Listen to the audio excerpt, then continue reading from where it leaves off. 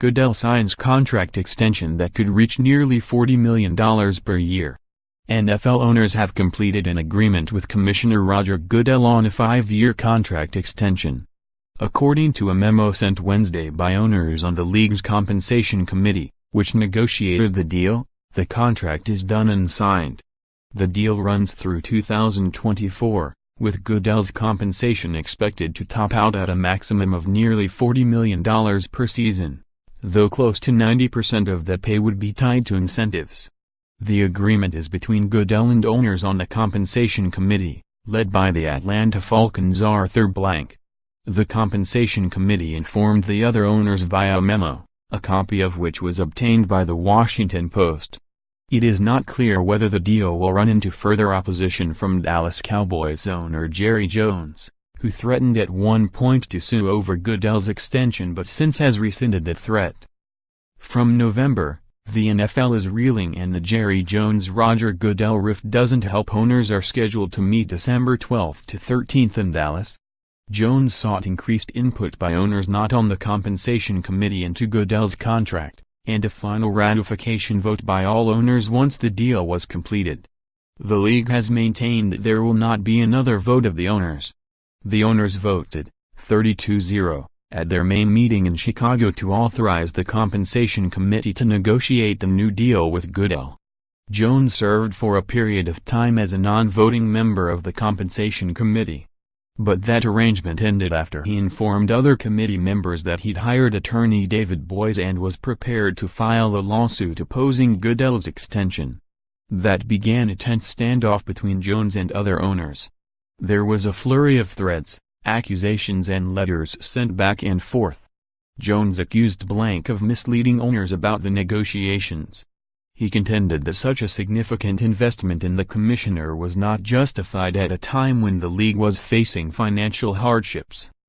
From earlier, Jerry Jones versus Roger Goodell shows just how splintered the NFL is. Others owners, in return, accused Jones of being guilty of conduct detrimental to the league. There was talk of potential penalties that could include a fine, suspension or the loss of a Cowboys draft pick or picks. There were reports about the possibility of Jones being forced to sell the Cowboys, a franchise with an estimated value of more than $4 billion. But those reports about Jones being stripped of his franchise were dismissed by people familiar with the league's inner workings as unrealistic. Jones subsequently indicated he would not sue, saying he'd been satisfied that other owners would have increased input into the process. The league said there had been no agreement with Jones for the threat of a lawsuit to be dropped in exchange for a final ratification vote by all owners. Goodell's extension would keep him in place through the league's negotiations for its next collective bargaining agreement with the players' union and its next set of television contracts. Owners locked out the players prior to the last labor deal being struck in 2011. In September, player leaders voted to retain DeMaurice Smith as executive director of the NFL Players Association while barring other candidates from vying for the job during this election cycle. NFL will consider college-style targeting rule for next season. TV ratings for NFL games have sagged over the past 2 seasons, and this season the league and Goodell have faced intense criticism by President Trump and some fans about players' protests during the national anthem. Owners declined to enact a rule when they met in October requiring players to stand for the anthem. They said they instead were focused on discussions with the players about league support of players' community activism. Those discussions culminated with an agreement on a social justice initiative by which the league and owners would contribute about $90 million between the onset of the deal and 2023 to social causes considered important to players, particularly in African American communities. Both sides have said the agreement does not require players to stand for the anthem. People familiar with the owners' thinking have said they could act in the off-season, if the protests last this entire season, to change the anthem policy for next season and keep players in the locker rooms until after the anthem is played, which would be similar to the sport's pre-2009 approach.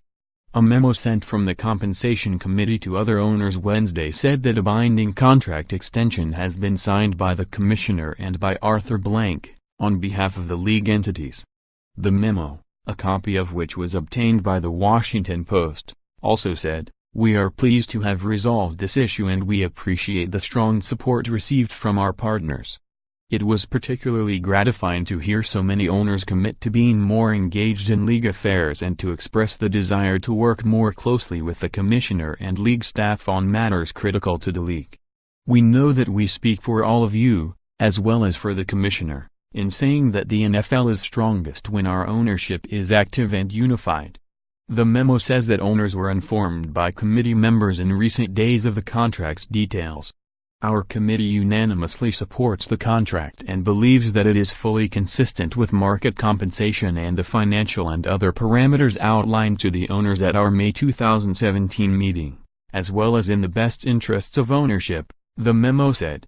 "We also have expressed in those conversations our strong and unanimous belief that we should proceed to sign the agreement now, consistent with the unanimous May resolution and to avoid further controversies surrounding this issue. We are pleased to report that there is a nearly unanimous consensus among the ownership in favor of signing the contract extension now." Read more from the Post. Brent Musburger says anyone who doesn't like NFL violence is a snowflake. Number 15 Virginia falls, 68-61, at number 18 West Virginia for first loss of season after brutal Steelers-Bengals game. Ben Roethlisberger hopes his son plays golf. Man arrested in 2010 murder of former NBA player Lawrence and Wright. LaVar Ball says he hasn't been thanked for the patriotic shoes he sent President Trump. Russian athletes confront their country's Olympic ban. "I want